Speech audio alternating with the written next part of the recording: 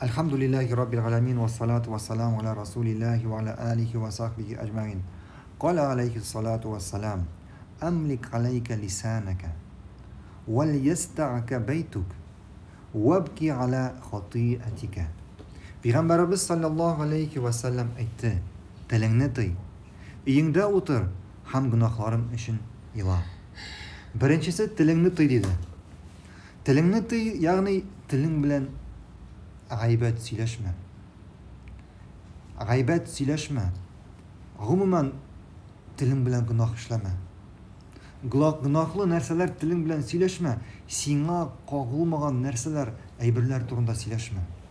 İkincisi aytdi, uyingda o'tir dedi.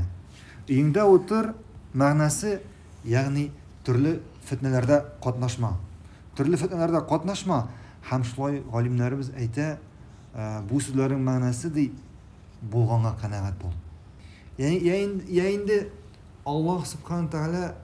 Alloh subhanahu taala bugun senga narsa bergan, shunga qanoat bo'l. Sendan boyroq, sendan yuqori bo'lgan kishilarga qarab kunnashma. Akirisincha sendan tuvanroq bo'lganlarga qara, ham bo'lganga qanoat bo'l. Ham endi uchinchisi gunohlaring uchun yig'la. Ya'ni gunohlar ishlading ekan, gunohlaring uchun burshilib, Allohga tavba qilib, shu gunohlaring uchun yig'la.